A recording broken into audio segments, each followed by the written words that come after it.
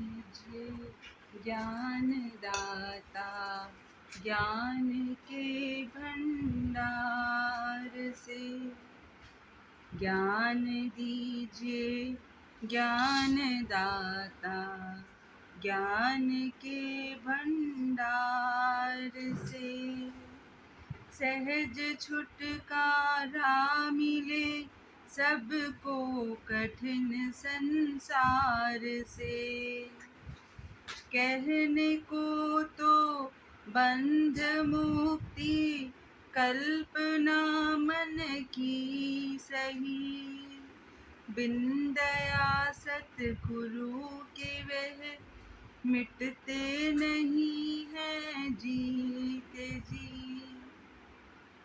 नाम का दे आसरा चरणों में अपने लीजिए, ज्ञान दीजिए ज्ञान दाता ज्ञान के भंडार से। शब्द की महिमा बताकर अपना सेवक कीजिए, सच्चिदानंदम अखंडम केवलम निज रूप हो। निज दया से जाए दुखदाई महाभवकूप को। आपका है आसरा और आपका विश्वास है। राधा स्वामी तारिये यह भी तुम्हारा दास है। राधा स्वामी। गुरुदेव जगत व्याप्तम ब्रह्मा विष्णु शिवात्मकं गुरु परतरं नहि किंचित् तस्मै श्री गुरुवे नमः। सर्वे भवन्तु सुखिनः सर्वे सन्तु निरामयाः सर्वे भद्राणि पश्यन्तु मा कश्चित् दुर्भाग्यं। परम तत्पदार परम पूर्ण धनी मालिक पुष्करनाथ जी महाराज की पवित्र आत्माओं सभी सत्संगी भाइयों बहनों माताओं बच्चों बुजुर्गों सबको राधा राधा।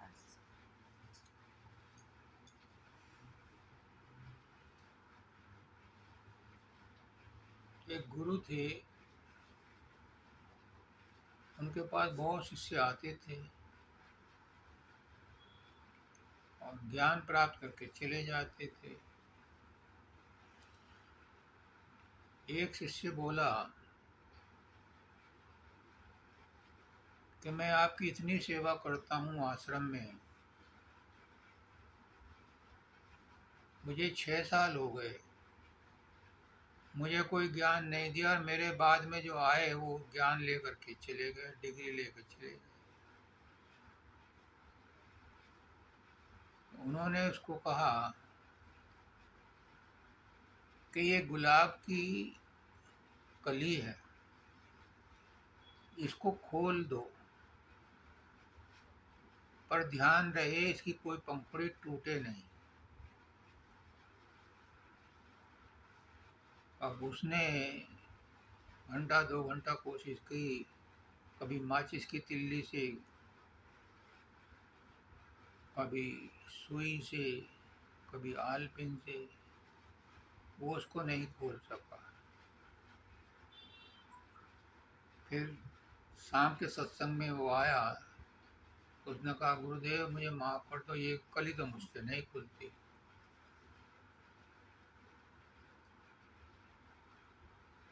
तो उन्होंने कहा कि कली अपने समय पर खिलती है, तुम्हारे प्रयास से नहीं खुलेगी, इसे पानी में डाल दो, गिलास में पानी भर के उसमें रख दो इसे।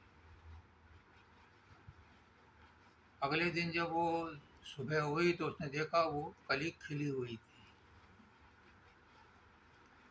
गुरु ने कहा कि तेरे अंदर अभी इतने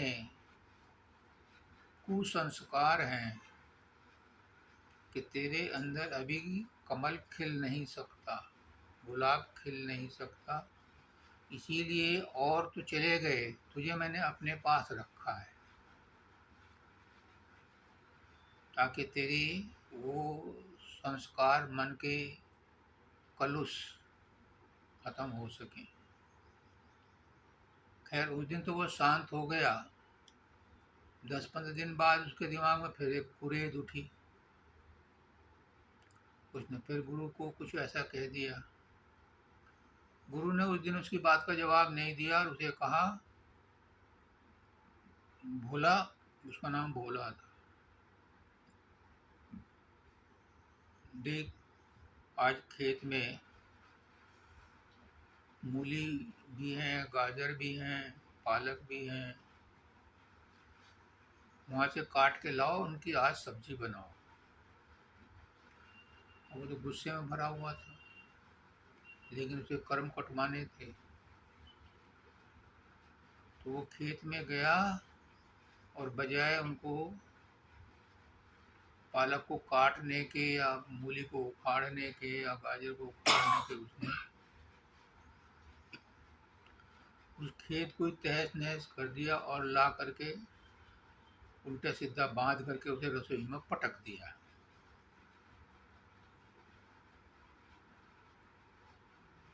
जैसे ही पटक दिया तो गुरुजी को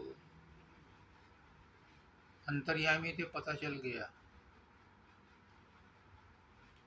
क्योंकि खराब मन से अगर तुम रसोई में खाना बनाओगे तो वो उसमें स्वाद नहीं आता। गुरुजी गए बाथरूम में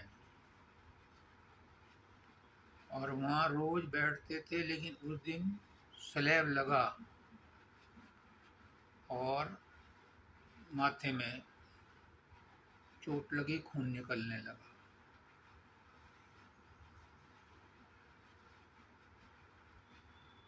तो वो आए बाहर, शिष्यों ने देखा, बहुत दौड़े भागे, धोया, पूछा, कहने लगे महाराज जी कैसे लग गई चोट।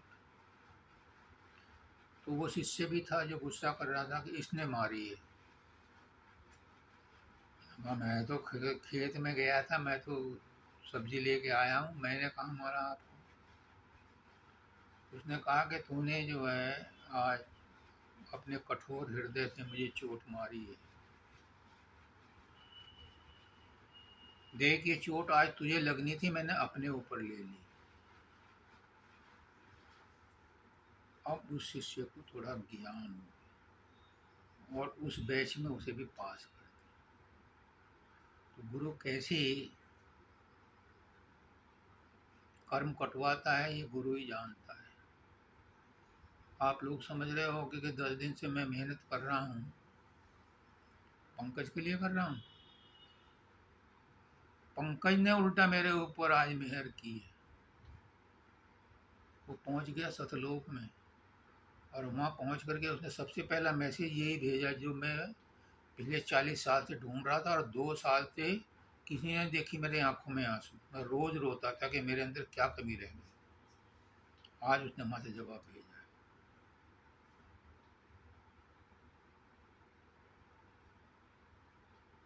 उसने मेरे ऊपर एहसान किया है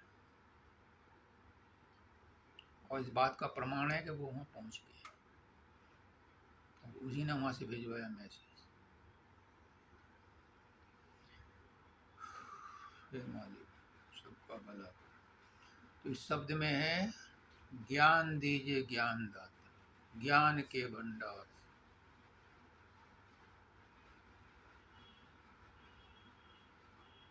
गुरु ज्ञान दाता है, गुरु शरीर नहीं है।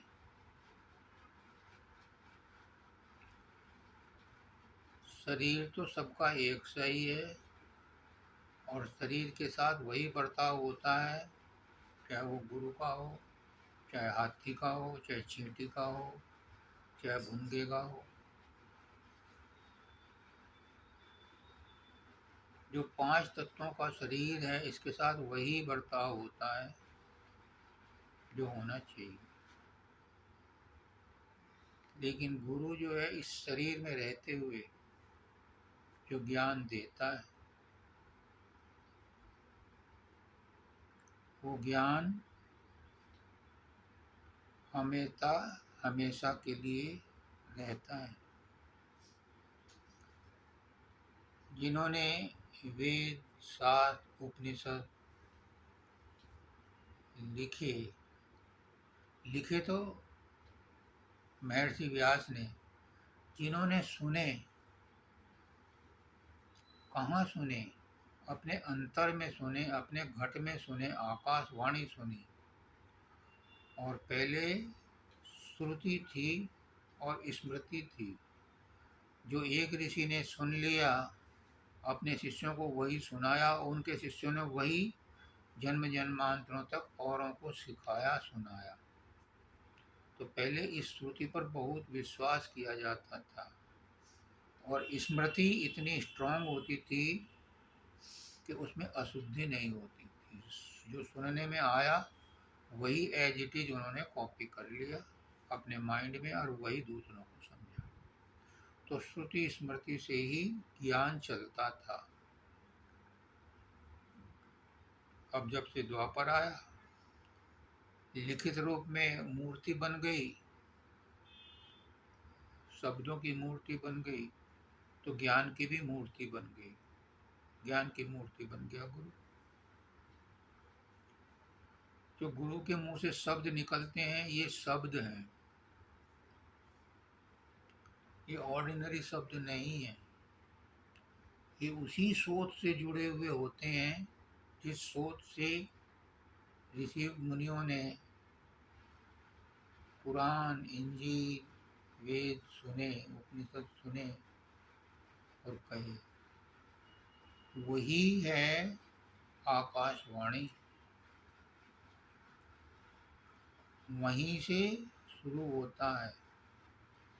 और ये शब्द ही है जिसने सृष्टि की रचना की थी।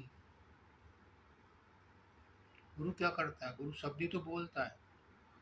ये वही शब्द है जिससे सृष्टि की रचना हुई थी। हमारी माँ एक छोटा सा भजन गाती थी, न थी धरती न था अंबर, पड़ा था घोर अंधियारा। घोर अंधियारे के पड़ते ही कमल ने जन्म महाधारा। कमल से पैदा हुए ब्रह्मा, ओंकार उचारा, उस ओंकार से सृष्टि की रचना हुई। रचना का रस किससे हुई? शब्द से हुई। तो ये शब्द ही सृष्टि की रचना करता है।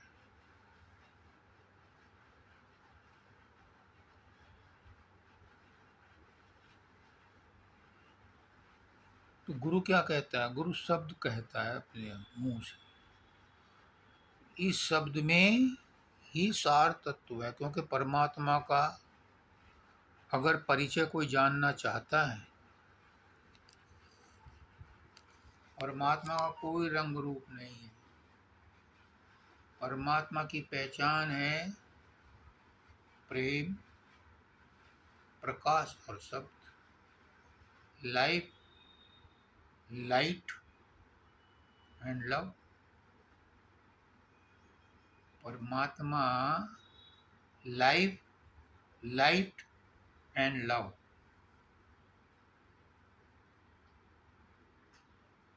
परमात्मा से ही निकले हैं लाइफ, लाइट एंड लव।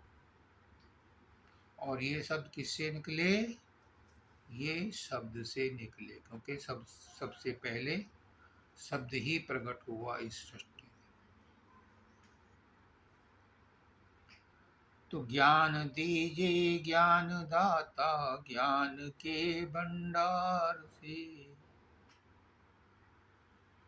कहाँ से देगा? ज्ञान के भंडार से। ज्ञान का भंडार कहाँ है? ज्ञान का भंडार है परमात्मा, और परमात्मा से जुड़ने का साधन है सभी धर्म, सभी शास्त्र, सभी मजहब। नूर को और शब्द को महत्व देते हैं, यानी प्रकाश और शब्द ही परमात्मा का द्योतक है, परमात्मा की पहचान है। तो ये ज्ञान भी शब्दों में ही है, शब्द में ही है, शब्द ही है। ज्ञान अगर है तो शब्द ही है। आप क्या पढ़ते हो? वर्ड पढ़ते हो, वो भी शब्द ही है।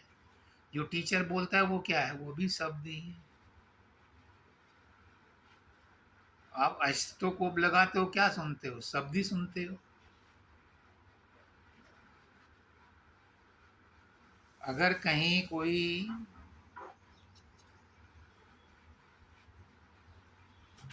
रास्ता भूल जाए,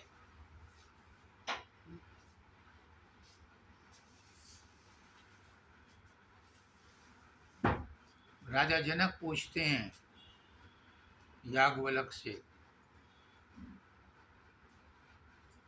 कि भगवान अगर कोई रास्ता भूल जाए तो अपने गंतव्य को कैसे जाए?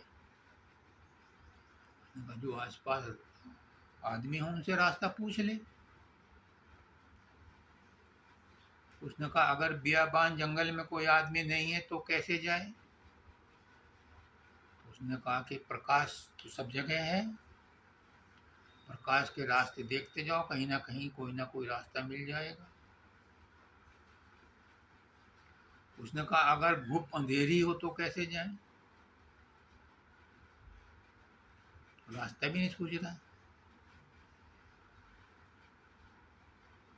याज्ञवल्क्य बोलते हैं उस समय जो ध्यान लगा करके सुनो, कहीं से कोई ना कोई शब्द आ रहा होगा, तुम उस शब्द की पकड़ के उसको और उधर चाहते रहो। जहाँ से वो शब्द आ रहा है वहाँ कोई ना कोई जरूर होगा, वहाँ आपको रास्ता बताने वाला है।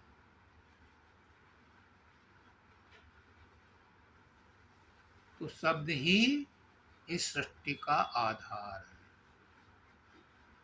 तो ज्ञान दीजिए ज्ञानदाता, ज्ञान के भंडार से। ज्ञान का भंडार कहाँ मिलेगा?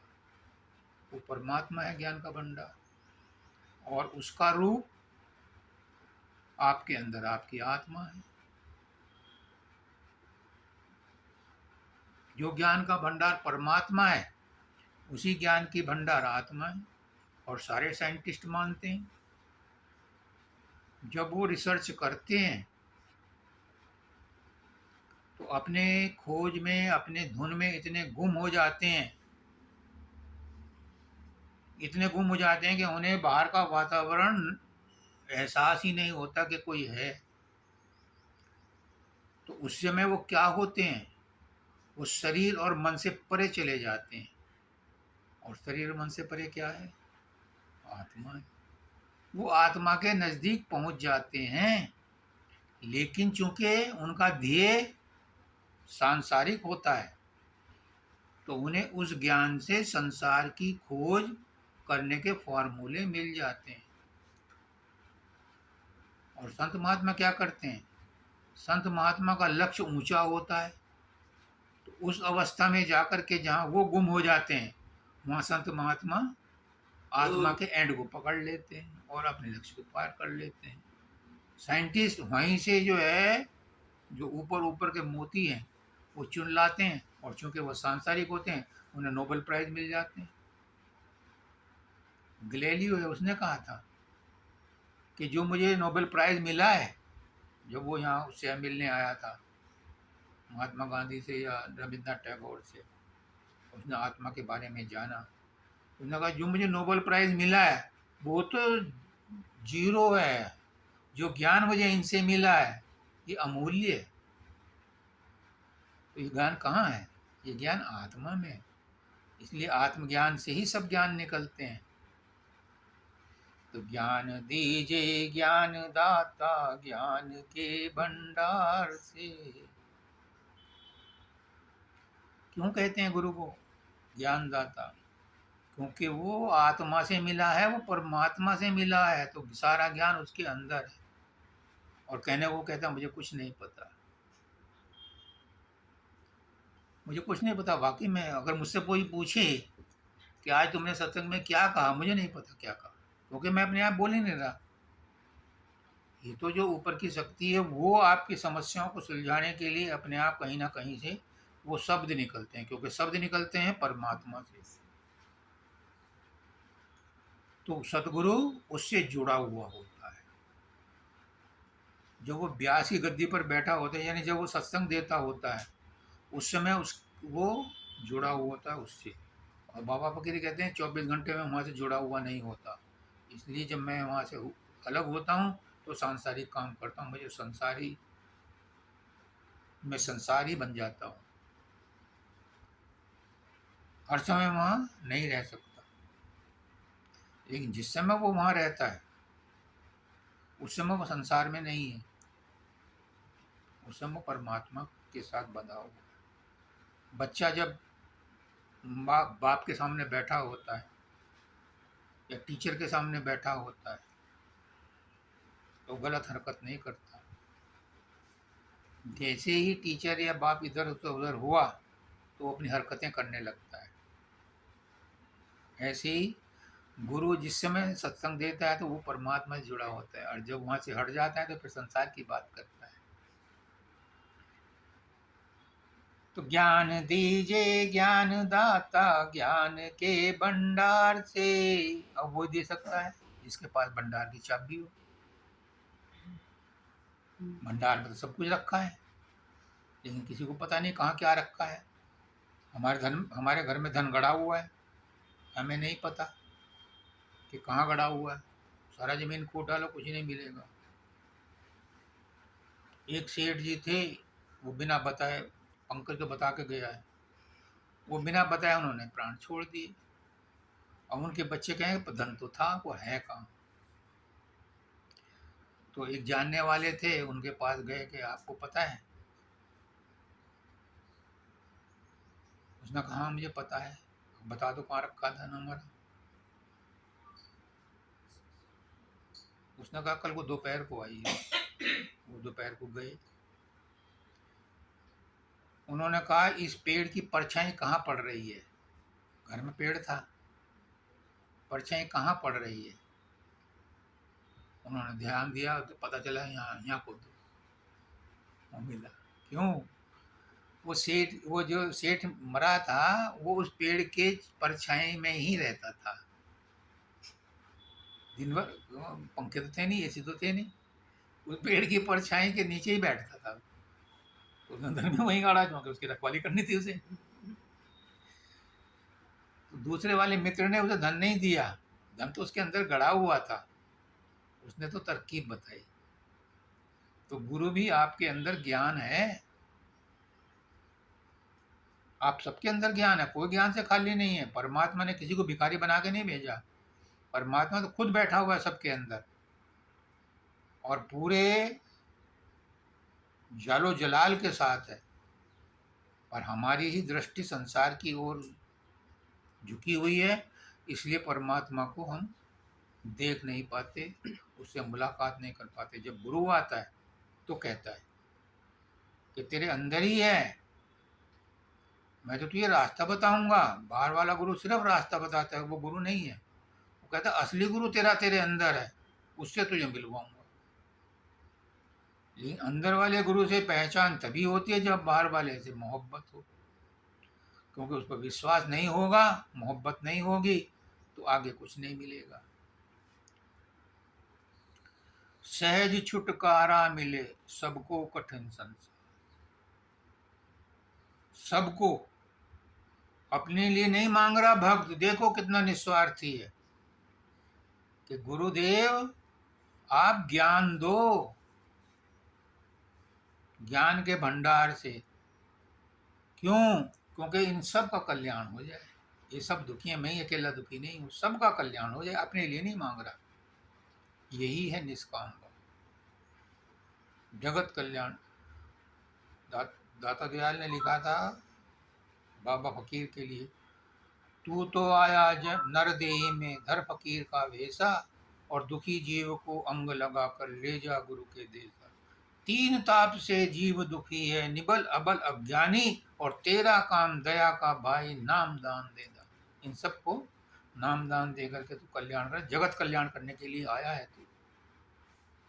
तू अपना कल्याण करने नहीं आया, जगत कल्याण करने का है। इसलिए गुरु जगत कल्याण के लिए सत्संग देता है। तो इसमें कहते हैं कि सबको कठिन संसार से सहज छुटकारा, लंबी चौड़ी पौड़ी पौड़ी चढ़ते जाओ जय माता, ये नहीं कहा उसने।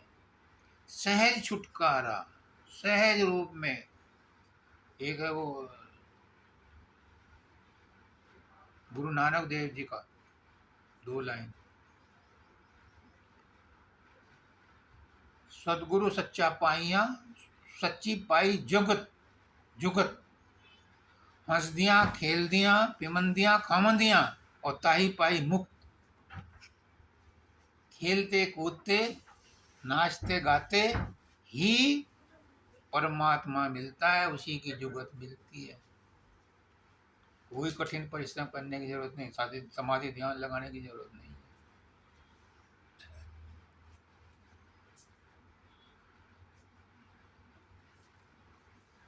सहज रूप में मिले, हठ योग से नहीं, शरीर को कष्ट दे करके नहीं। जो कठोर व्रत रखते हैं वो सोचते हैं बड़ा भारी पुण्य कर रहे हैं। शरीर के अंदर कौन है? परमात्मा। परमात्मा को कष्ट होता है, परमात्मा को कष्ट देकर परमात्मा को खुश नहीं कर सकते। करो, स्वास्थ्य के संतुलन को मेंटेन करने के लिए तीर्थ व्रत करो, लेकिन इसलिए कि करने से या व्रत करने से परमात्मा मिल जाएगा और इसलिए 8-8 दिन 6-6 दिन 4-4 दिन व्रत रखो, ये कोई सेंस नहीं। हाँ, मान्यता है, करो, कोई नुकसान नहीं। स्वास्थ्य को मेंटेन रखने के लिए भी कम खाना गम खाना जरूरी है। तो सारे काम जरूरी हैं, लेकिन हर एक का लक्ष्य अलग अलग है। किसका क्या लक्ष्य, मेरा क्या लक्ष्य।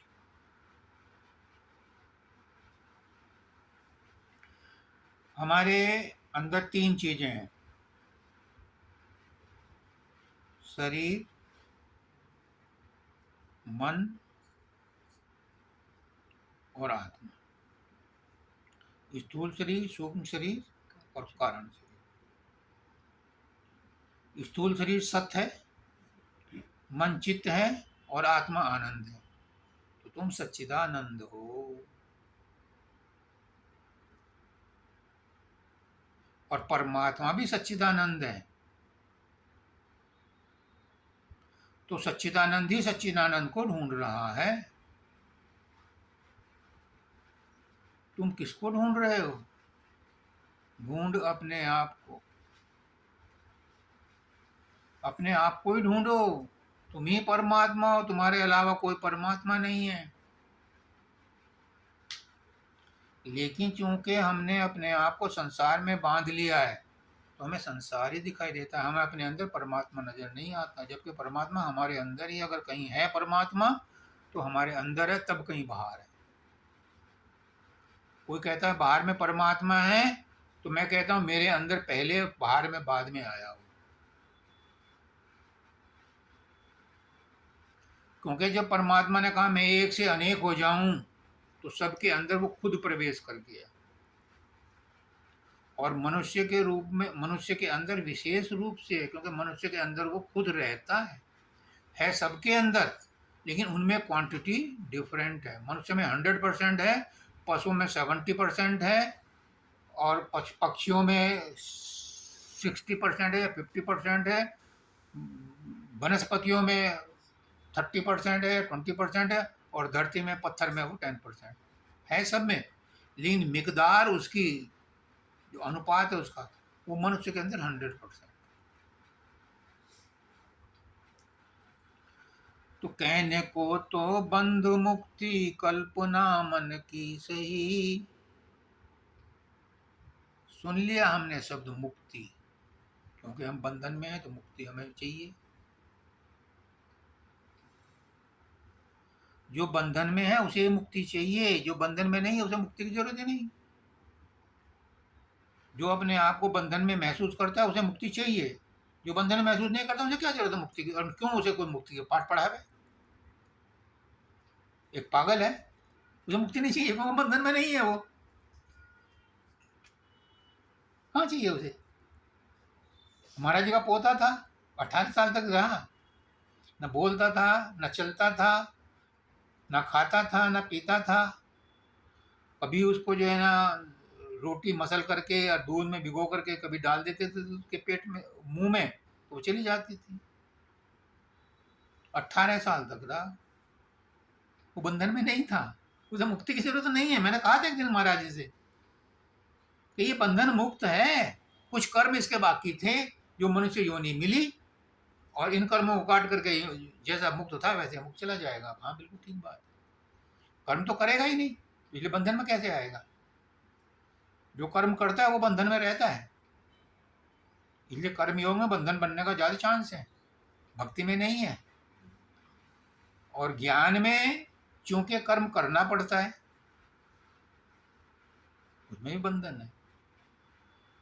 ज्ञानी करोड़ों में कोई एक ही निकलता है, और भक्त 90% पार हो जाते हैं,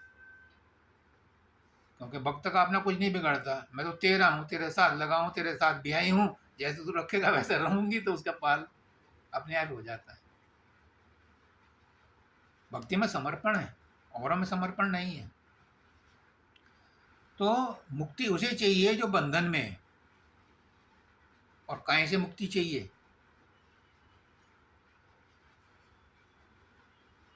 भूख लगी रोटी खा लो, मुक्ति मिल गई भूख से। प्यास लगी पानी पी लो, प्यास से मुक्ति मिल गई। नींद नहीं आती, नींद की गोली खा लो, मुक्ति मिल गई। लेकिन असली मुक्ति क्या है? असली मुक्ति है कर्मों से मुक्ति। ज्ञान से मुक्ति कोई नहीं चाहता, भक्ति से मुक्ति कोई नहीं चाहता। हमारे यहाँ कहते हैं कि भक्ति की नहीं चाह मन में मुक्ति की नहीं चाह मन में भक्ति प्यारी लाग। हमारे तो कहते हैं, क्योंकि वो और ऊपर की बात है। तो मुक्ति किससे चाहिए? कर्मों से, क्योंकि कर्म ही बंधन में डालते हैं। कर्म का सिद्धांत ही इतना कठोर है कि काल इसे स्ट्रिक्टली फॉलो करता है, किसी पर रियायत नहीं करता। और नतीजा क्या होता है कि अच्छे कर्म करोगे तो सोने की जंजीरें में बंधोगे, बुरे कर्म करोगे तो लोहे की जंजीरें में बंधोगे, लेकिन रहोगे इस संसार में। तो हमें इन्हीं कर्मों से मुक्ति चाहिए, अच्छे और बुरे दोनों से मुक्ति चाहिए। लेकिन कहते हैं कि कहने को तो बंधु मुक्ति कल्पना मन की, से ये भी कल्पना ही है। किसने जाना कौन मुक्त है कौन बंधु? मैं ही तो कह रहा हूँ कि पंकज मुक्त हो गया, आप लोगों को क्या पता? आप लोगों को तो कल्पना है, आप अपनी कल्पना में मस्त रहो, मैं अपनी कल्पना में मस्त हूँ। क्योंकि मुझे आज मैसेज मिला तो मैं तो तसल्ली आ गई मुझे। ये मुझे कहीं नहीं मिल सकता था। 2 साल से तो मैंने कोशिश करी कि मैं आगरा जाऊं और अगम प्रसाद से मिलूं, क्योंकि उनसे मेरी जान पहचान थी। आखिर 3 थी है वहाँ, 3 में मैं किसी को नहीं जानता था। लेकिन पता चला कि 20 जनवरी को 19 जनवरी को उन्होंने चोला छोड़ दिया। मैं और अकेला रह गया कि कहाँ पूछूं। आज मुझे मिला जवाब। कहने को तो बंधु मुक्ति कल्पना मन की सही, परंतु इस कल्पना को कौन मिटाता है? बिन दया सतगुरु यह मिटती नहीं है जीते जी। ये कल्पना भी सतगुरु की दया मेहर से ही मिटती है, क्योंकि सतगुरु उससे जुड़ा हुआ है जिस पर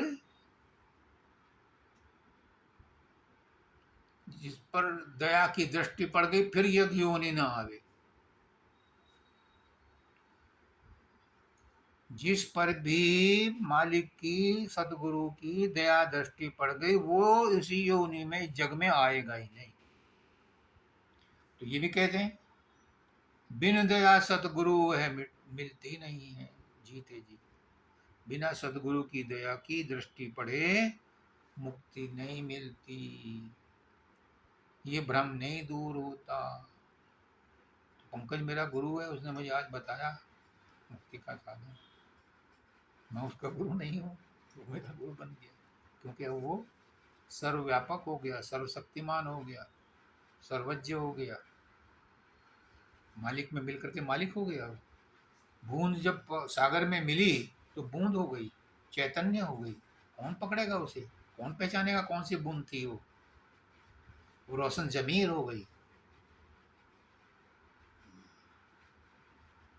उसने सागर की शक्ति प्राप्त कर ली। ऐसे ही पंकज ने उस परम पुरुष की शक्ति प्राप्त कर ली। वो परम पुरुष में मिल गया तो परम पुरुष हो गया। फिर वहाँ कोई डिफरेंस नहीं है, कोई नहीं पकड़ता। नाम का दे आसरा चरणों में अपने लीजिए। अब गुरु कैसे जोड़ेगा तुम्हें, कैसे तारेगा? ये सिद्धांत है कि वो नाम दे करके तारेगा। हम अपना नाम पता भूल गए। जो नाम माँ बाप ने दे दिया है या साथियों ने बता दिया, रिश्तेदारों ने बता दिया तेरा नाम ये, हम उसी नाम में गाफिल हो रहे हैं कि हमारा यही नाम है, ये हमारा असली नाम नहीं है। ये नाम तो हजारों लाखों करोड़ों बार चेंज हो गया और एड्रेस भी चेंज हो गए, हम तो वो के वही हैं। तो गुरु असली नाम देता है कि तेरा नाम ये नहीं है जो ये लोग पुकारते हैं। उसी तरह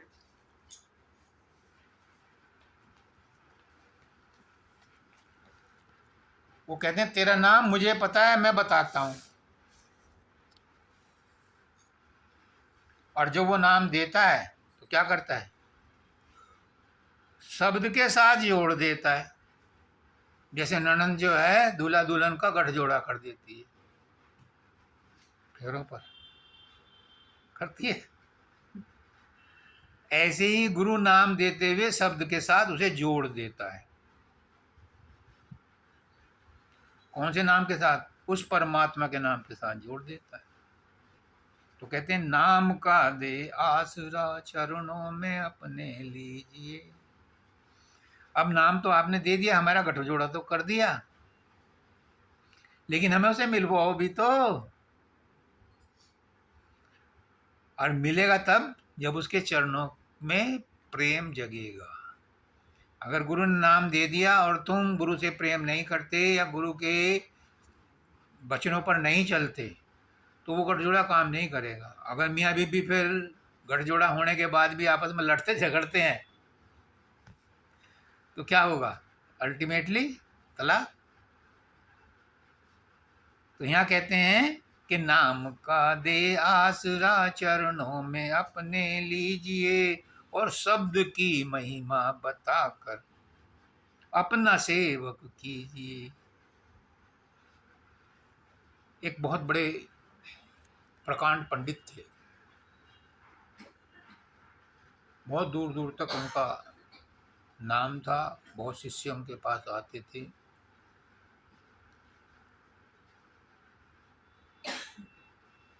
उनकी एक लड़की थी, बड़ी गुणवान थी। उन्होंने आस पड़ोस के सब जगह नवयुवकों को देखा परखा, जन्म पत्री उनकी पढ़ी, सब कुछ, और उन्होंने एक लड़के को सेलेक्ट किया और अपनी लड़की की शादी उससे करी। गुणवान था, वो भी पढ़ा लिखा था, होशियार।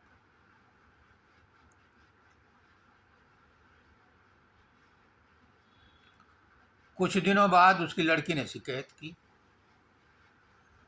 कि पापा वो तो शराब कबाब भी करते हैं, जुआ भी खेलते हैं, कई बार रात को आते भी नहीं, मेरा गुजारा कैसे होगा? उसने कहा कोई बात नहीं बेटी, मालिक की मौत, जैसा उसने चाहा वैसा होगा, मैं आऊँगा। और उसने जो है पत्र लिखा अपने दामाद को कि मैं आपसे मिलना चाहता हूँ। पहले ससुर दामाद के घर कम जाते थे, जाते नहीं थे, और जाते थे तो हमारा खाना पीना नहीं खाते थे, उस गांव में ही पानी नहीं पीते थे। हमारे यहाँ तो ऐसा था, जब हमारी बहन को लेने के लिए जाना पड़ा तो हमारे दूसरे एक बनिया का घर था, उनके बाबा को भेजा, तो वो जहाँ हमारी वो थी लाडनपुर गांव है वो, तो वो खाना पीना करके हल्दौर में तब गए। उनके यहाँ खाना पीना भी लड़कों को रात को रुकने के बाद सुबह को वापस लाना था। तो उन्होंने उससे परमिशन मांगी, बेटा मैं तुमसे मिलना चाहता हूँ। उन्होंने कहा फला दिन आ जाओ। मुझे औपचारिक बात 2-4 मिनट हुई, उसके बाद उन्होंने कहा कि बेटा मैंने तुम्हें बहुत बड़ा होशियार और बड़ा पंडित और वो श्रेष्ठ आदमी समझ करके शादी की। उन्होंने कहा आपको पता लग गया, आप भी मेरे बुराइयों के बारे में जानते हैं? अब नहीं बेटे, तू अभी भी गलत समझा। मैं तेरी बुराइयों के बारे में नहीं जानता, अन्ना उनका जिक्र करने आया हूँ। मैं तो तेरी अच्छाई बता रहा हूँ कि मैंने तुझे बहुत गुण देखे थे, तेरे अंदर बहुत विलक्षण ज्ञान देखा था। आप कहना क्या चाहते हैं? मैं ये चाहता हूँ, उस बुजुर्ग ने कहा, कि आप इतने गुणी, विद्यवान और क्या नाम ज्ञानवान हैं, मेरी बेटी को रोज गीता के 2 श्लोकों का अर्थ समझा करके उसे बढ़ाएं, ताकि वो जो है कुछ समझ सके। वो अनजान है, इसलिए मैंने आपके साथ शादी की थी कि वो अनजान है, उसे आप गीता का पाठ पढ़ाएं, 2 श्लोक रोज पढ़ाएं। अब ये राजेश को कह दिया गुरुदेव ने कि जिसको शंका हो वो राजेश से पूछ ले। अब दूसरों की शंका करते करते दूर, राजेश की शंका दूर होगी। और आज जो आखिरी शंका थी, जो पिछले 2 साल से मुझे परेशान कर रही थी, उसका भी निवारण हो गया। तो जो दूसरों की सहायता करता है, उसकी सहायता परमात्मा करते हैं। जैसे ही उसने रोज 2 श्लोकों का अर्थ बताना शुरू कर दिया, तो पहला अध्याय खत्म होते दूसरा जब अध्याय शुरू हुआ, तो वो वापस ट्रैक पर आ गया। उन दोस्तों के साथ उसकी कुट्टी होनी शुरू होगी, जैसे ये कहता है कि मैंने दोस्तों से मिलना जुलना छोड़ दिया। ये गीता का प्रभाव पड़ा। वो जो बुजुर्ग थे वो अनजान नहीं थे। जब ये लड़की को पढ़ाएगा तो दिमाग में तो यहाँ भी आएगा, ऐसा करना, ऐसा नहीं करना। और जब वो 6ठे अध्याय तक आया, तो उसकी बेटी ने कहा कि ये तो नॉर्मल हो गए। बेटे ये तो मैं चाहता हूँ, ये तो मैं चाहता था। तो इसमें कहते हैं, नाम का दे आसरा चरणों में अपने लीजिए, और शब्द की महिमा बताकर अपना सेवक कीजिए। तब उन्होंने उस अपने स्त्री को अपना सेवक बनाया, नाम की महिमा बताकर, यानी गीता के श्लोकों की महिमा बताकर। हम जो सत्संग सुनते हैं उसमें ध्यान नहीं देते। अगर ध्यान दे लें, उसी से जीवन मोल्ड हो सकता है, उसी से हमारा रास्ता बदल सकता है।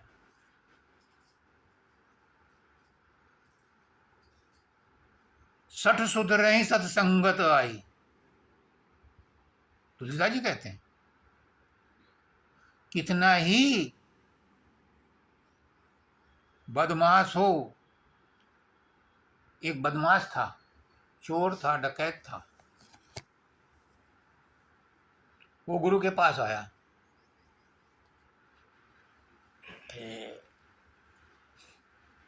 गुरुदेव मैंने बहुत जिंदगी में कुछ कर लिया, अब मैं वापस सामान्य जीवन जीना चाहता हूँ। आपका स्वागत है, मुझे उपदेश कीजिए कि जो तुम करना चाहो कर दो, लेकिन करने के बाद किसी को बता दो। अपने बात जो तुमने किया है रात में या दिन में, अगले दिन किसी को बता दो। तो बहुत बढ़िया बात है, मैं चोरी भी करूँगा और बता दूंगा। जब चोरी करके आया और बताने लगा तो फिर सटपटा गया, पता ही नहीं गई क्यों, पकड़ा जाएगा। फिर उन्हें चोरी करनी छोड़ दी। जिनको वो छेड़ता था, जिनको मारता था, गुरु का हुक्म था बता देना। अब रात में किसी को लूटा पीटा, अगले दिन उसे घर बताने गया, फिर उनकी अकल सुधर गई।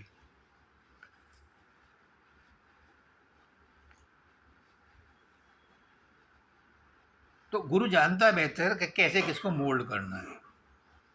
सठ सुधरहि सत्संगति आई, जो सत्संग में आ जाता है वो बुराई छोड़ देता है, बशर्ते वो ध्यान से सुने। दाता दयाल के पास सत्संगी था, बुजुर्ग आदमी, जैसे मैं कई बार उंगली लगा कर कह देता हूँ तो वो उसको भी बार बार कह रहे थे, कुछ शब्द का था उसकी व्याख्या कर रहे थे, तो उठ करके चल दिया वो, ये बुड्ढा तो मेरी जान लेगा। यानी गुरु की बात बुरी लगती है, वो किसी को विशेष तौर से नहीं कहते, वो तो बुराई को बुरा बताकर, गांधी जी ने भी कहा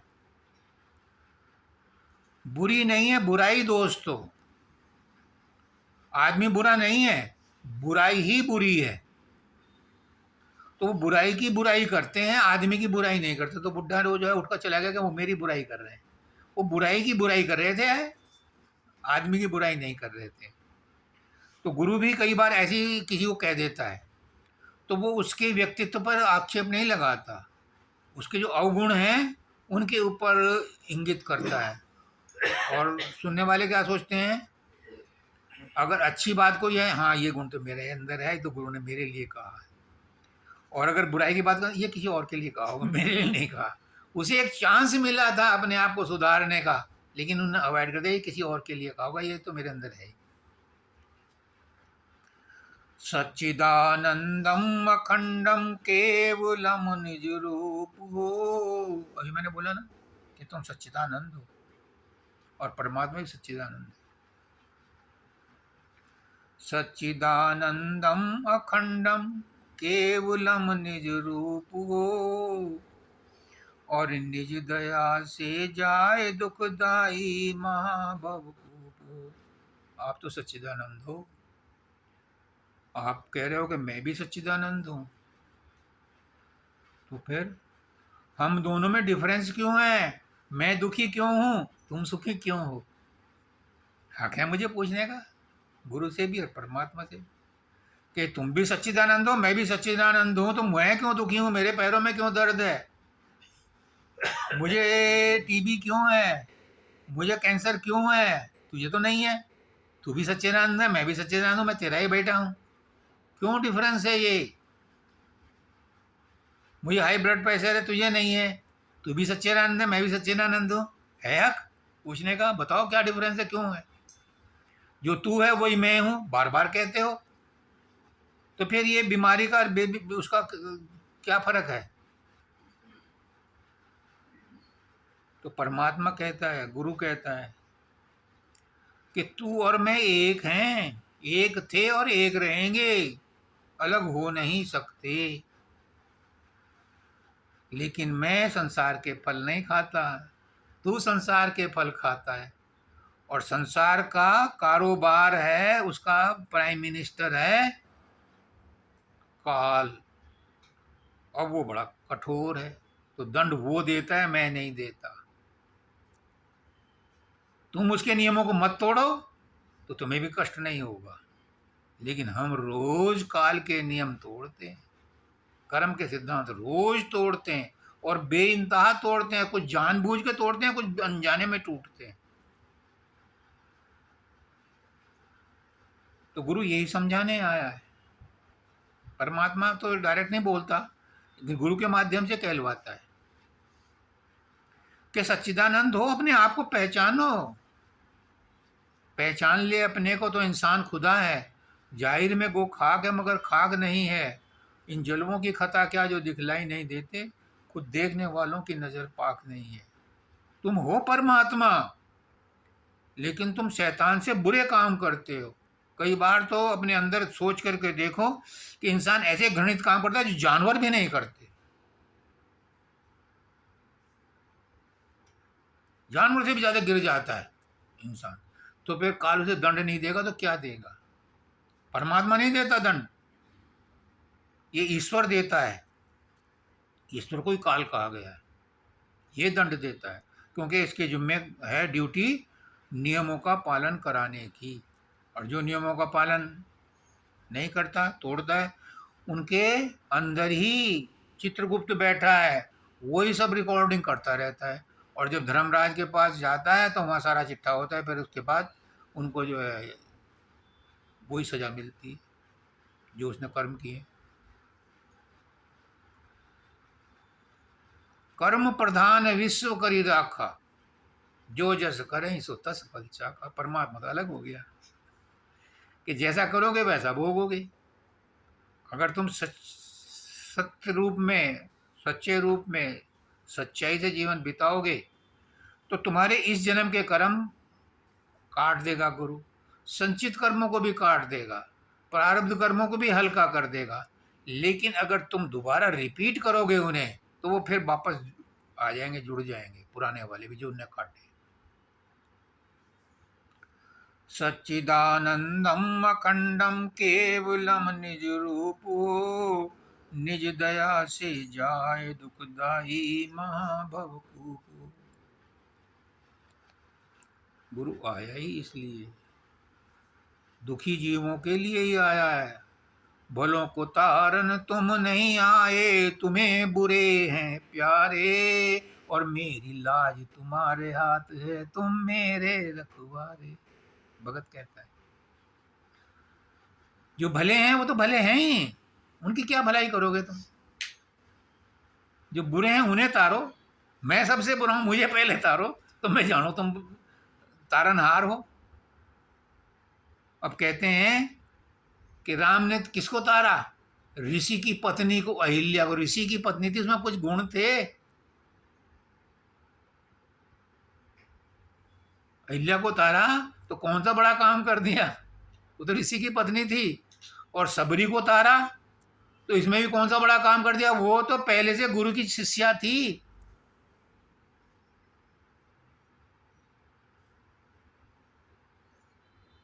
हाँ, राम, उसने रावण को तारा, ये बड़ा काम किया। कुंभकर्ण को तारा, ये बड़ा काम किया, क्योंकि वो अपराधी थे, उनको तारा। और राम नाम ने हजारों करोड़ों और लोगों को उतार दिया। राम से बड़ा राम का नाम। राम ने तो 2 ही आदमियों को उतारा है, गिनती के होंगे, कुंभकर्ण और वो मिला लो, 4 बना दो, और 10-20 बना लो। लेकिन राम नाम ने तो कोटि कोटि आदमियों को उतार दिया। तो राम से बड़ा राम का नाम, राम से बड़ा उसका नाम है। और वही नाम जपने के लिए कलयुग में कहा गया है। तुलसीदास जी ने कहा है, कली केवल एक नाम आधारा, सुमर सुमर नर उतरे पर। गुरु क्या कहने आया है, नाम का दे आसरा। गुरु नाम एक जपाने तो आया है, इस शब्द में लिखा है कि नाम का दे आसरा, चरणों में अपने लीजिए। गुरु नाम जपाने तो आया है, जपने के लिए तो कहने आया है, और वही सच्चिदानंद से मिला देता है।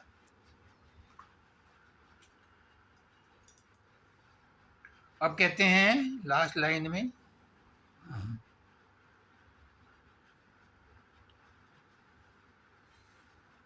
बिन दया सतगुरु यह मिटती नहीं है जीते जी। जो इस संसार को दुखदाई समझता है उसके लिए तो दवा है। जो बीमार है उसी को दवा देते हो आप भी। जो बीमार नहीं, हट्टा कट्टा है, उसे क्या दवा दोगे, और उसे जरूरत, दवा की जरूरत भी नहीं। जो दुखदाई है, इस संसार में दुखी है, उसका दुख दूर हो जाए, इसलिए वो गुरु के पास आता है। अच्छे आदमी कहाँ आते हैं, क्यों आएंगे, उसको जरूरत भी नहीं। हमारे गुरु जी कहते हैं अगर एक भी आदमी आ जाए तो मैं सत्संग उसी को दूंगा, मुझे ज़्यादा भीड़ की जरूरत भी नहीं। क्यों, जो ये गरज का सौदा है, जिसे गरज है वो आए, जिसे गरज है वो सुने, उसको चोट लगेगी वो अब लाइन पे आएगा, और जिसे संसार अच्छा लगता है वो संसार में रहे, कौन मना करता है। आपका है आसरा और आपका विश्वास है, भाई यही नहीं होता। सब कुछ कर लेंगे पर विश्वास नहीं होगा। परमात्मा पर विश्वास कौन करता है, कोई नहीं करता। हाँ, परमात्मा में दोष निकालेंगे। मैंने अभी तो भंडारा किया था, अभी मेरे साथ ये दुर्घटना घट गई। अभी तो मैंने मंगलवार को प्रसाद चढ़ाया, व्रत रखा था, फिर मेरे साथ ये क्यों घट गया। जैसे परमात्मा सिर्फ कष्ट देने के लिए पैदा हुआ हो। परमात्मा ने हमें क्या कुछ नहीं दिया, उसके लिए कोई भी एक बार झूठे से भी धन्यवाद नहीं देता। मनुष्य शरीर मिला, ये क्या कम है। बड़े भाग मानुष तन पाव, सुर दुर्लभ सब संतन गाओ। इस मनुष्य शरीर में तुम्हें इतना बढ़िया परिवार मिला, खाने पीने का सब सामान मिला, क्या ये एहसान अदा करने के लिए या शुक्रिया करने के लिए काफी नहीं है? हमें स्वस्थ बनाया, क्या इसके लिए हमें धन्यवाद नहीं बनाना चाहिए? हमें आंखें दी, कान दिए, नाक दिया, बहुत से ऐसे हैं जिनके नहीं है ये, उनसे पूछो इनकी क्या इंपॉर्टेंस है। अब वो वर्मा जी की लड़की है, एक हाथ नहीं है उसका, वो कैसे काम करती है, हालांकि बड़ी एफिशिएंटली काम, तुम उतना काम नहीं कर सकते जितने वो करती है 1.5 हाथ से। इतनी एफिशिएंटली तुम रोटी चपाती और सामान नहीं बना सकती जितनी वो 1.5 हाथ से बना लेती।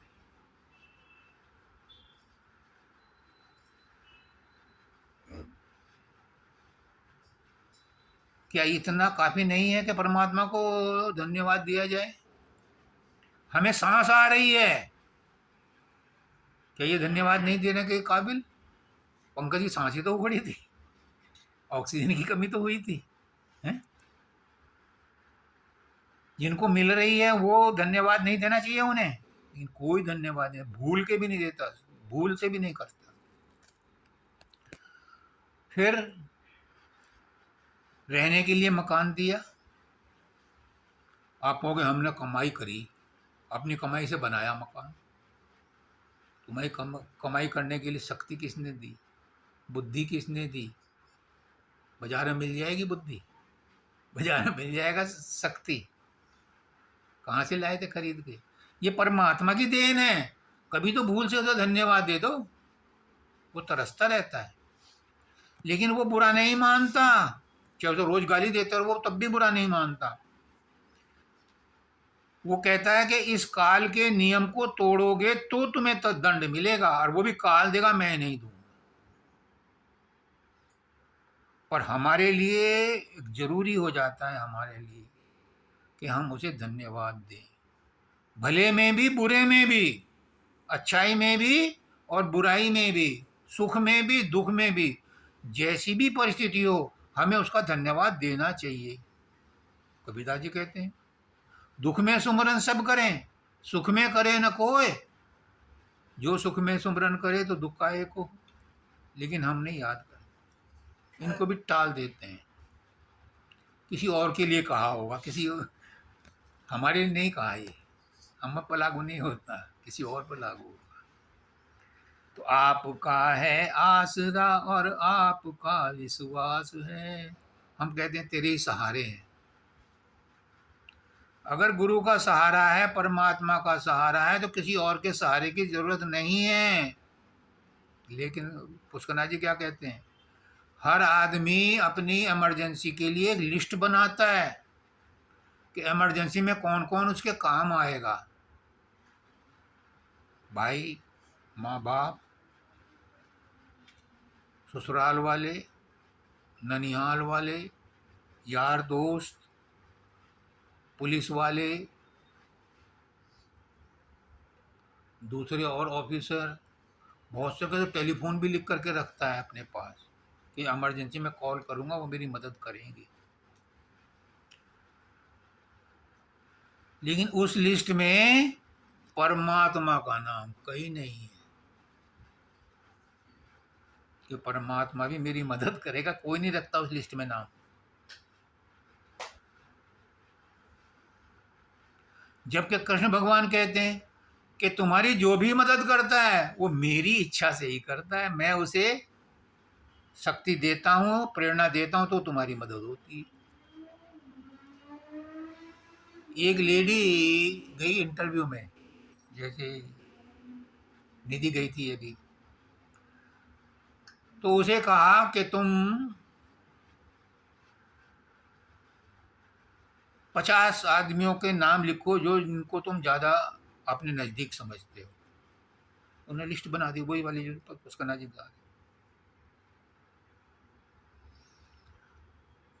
जो भी बनाया उन्होंने परमात्मा का नाम उसने भी नहीं लिखा था कहीं।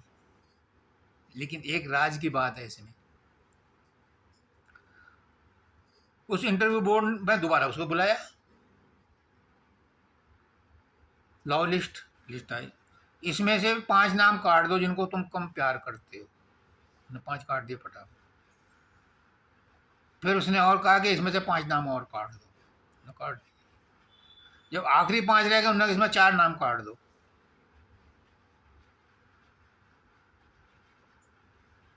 अब वो कहने लगे इसमें नहीं मैं काट सकती। क्यों?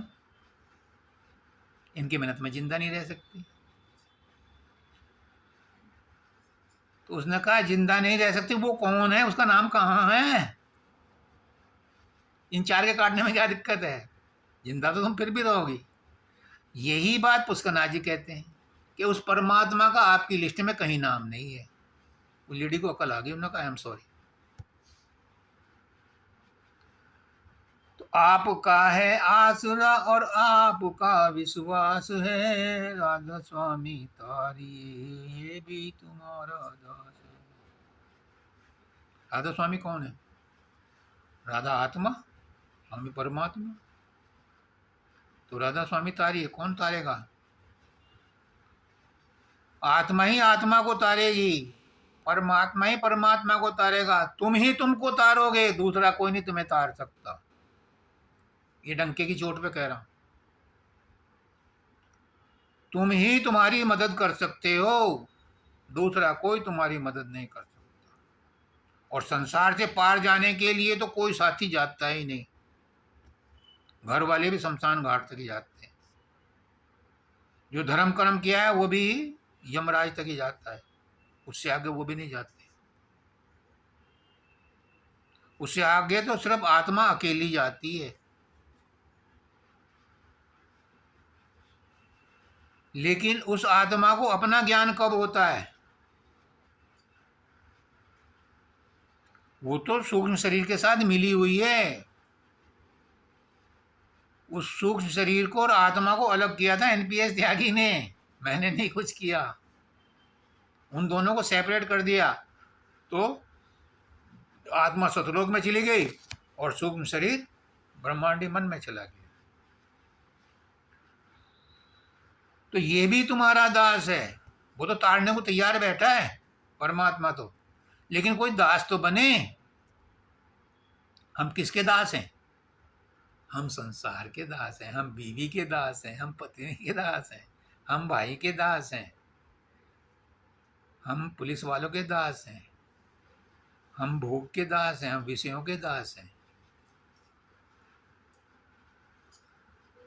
एक मिनिस्टर थे, उन्हें चाट खाने की आदत थी। जा रहे थे काफिले के साथ, जब सड़क पे दिखाई दिया चाट का वो, तो उन्होंने कहा रोक ले भाई, चाट खाऊंगा।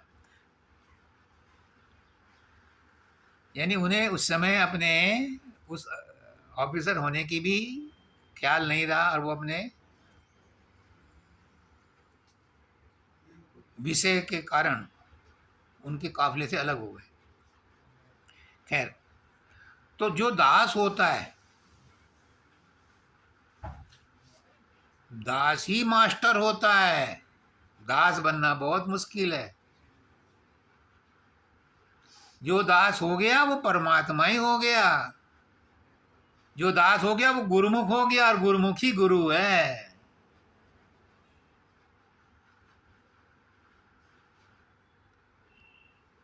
गुरु में और पारस में यही अंतरो जान, पारस तो कंचन करे, गुरु कर ले आप समान। पारस तो लोहे को सोना बना सकता है, पारस नहीं बना सकता। लेकिन गुरु शिष्य को गुरु ही बनाता है, ताकि वो औरों को गुरु बना सके, औरों का उद्धार कर सके। तो राधा स्वामी तारिये ये भी तुम्हारा दास है। कहने को तो सब कहते हैं कि मैं तुम्हारा दास हूं, लेकिन दास बनना सबसे टेढ़ी की है। क्यों? क्योंकि दास में मिटा दे अपनी हस्ती को, अगर कुछ मर्तबा चाहे कि दाना खाक में मिलकर गुले गुलजार होता है। दास को अपनी हस्ती मिटानी पड़ती है, अपना मैं पना खोना पड़ता है। दास बनना आसान नहीं है।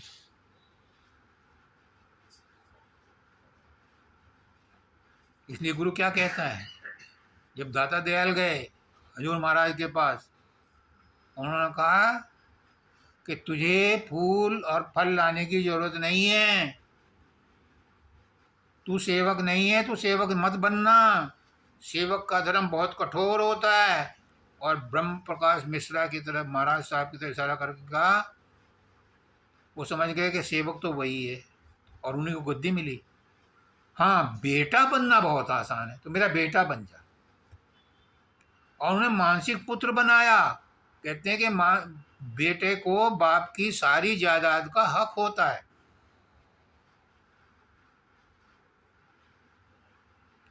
सब कुछ दे दिया उन्हें, ज्ञान दे दिया, सब कुछ दे दिया, लेकिन कहा सेवक मत बनना, क्योंकि सेवक सेवा में रहे, अंत कहीं नहीं जाए। सेवक को तो यही पता नहीं होता कि वो सेवक है। उसकी सांस अपनी नहीं होती, उसका शरीर अपना नहीं होता। सेवक तो जड़ खरीद गुलाम हो जाता है। बेटे को हक है। भिखारी की मांग कोई पूरी नहीं करता, पर बेटे की मांग पूरी की जाती है। हर बाप बेटे की मांग पूरी करता है, जितनी उसकी हिम्मत होती है, जो जायज होती है। नाजायज को तो वो भी मना कर देता है। तो राधा स्वामी तार ये भी तुम्हारा दास है। दास बनो, लेकिन दास बना नहीं जाता। अपनी मर्जी से दास नहीं बन सकते। जिस पर दया आदि करता की सो ये न्यामत पावे। जिस पर गुरु दृष्टि डालता है वही दास बनता है, वही गुरुमुख बनता है। हर एक नहीं बनता, कोई कोई होता है भाग्यशाली। और जिस पर दृष्टि डाल देता है वो तर जाता है, वो गुरुमुख हो जाता है, वो गुरु ही हो जाता है, वो परमात्मा ही हो जाता है। तुम परमात्मा ही हो, उसे अपनी पहचान हो जाती है। और यही है आज के सत्संग का निचोड़, कि हमें अपने आप को ही पहचानना है कि तुम ही परमात्मा हो। किसको ढूंढते हो? ढूंढता फिरता है किसको? ढूंढ तू वो आप है, जो नहीं समझा तो ये हृदय का ताप है। हम वही हैं, लेकिन हमें नहीं पता कि हम वही हैं। इसलिए गुरु कहता है कि तुम वही हो। अपना जो खोल है, अपना जो भ्रम है, इसको दूर करो।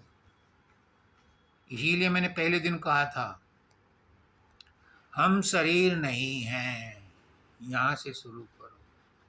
मैं शरीर नहीं हूं, मैं मन भी नहीं हूं। मन नाच नचाता है, मैं मन भी नहीं हूं। मैं आत्मा भी नहीं हूं, क्योंकि आत्मा भी बार बार जन्म लेती है सूक्ष्म शरीर के साथ।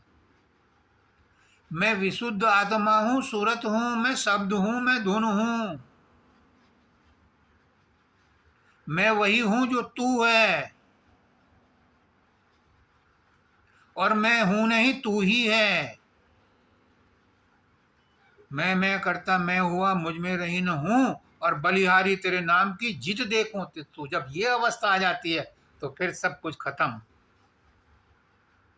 बत्ती गुल पगड़ी गायब, बुलबुला फटा और पानी में समा गया। ये है हमारी असली पहचान, कि हम क्या हैं। हम वही हैं, लेकिन 5 कोशों में, अन्नमय कोश, प्राणमय कोश, मनोमय कोश, विज्ञानमय कोश और आनंदमय कोश, 5 कोशों में फंस करके अपने आप को में कर रहे हैं। अपने आप को बकरी समझ रहे हैं, अपने आप को भेड़ी समझ रहे हैं, जबकि तुम शेर के बच्चे हो, शेर हो। और शेरनी ने तो उस बच्चे को रूप दिखा दिया था अपना, और वो पहचान गया था अपने आप को। अब मैं तो शेर नहीं हूं जो मैं तुम अपना रूप दिखाऊं। मैं हनुमान भी नहीं हूं जो छाती फाड़ कर दिखा दिया, देखो रामकृष्ण मेरी छाती में बैठे हैं। मैं तो शब्द बाण ही चला सकता हूं, शब्दों में ही समझा सकता हूं। जिसकी समझ में आए समझे, नहीं समझे तो मालिक की मौज। सबको राधा।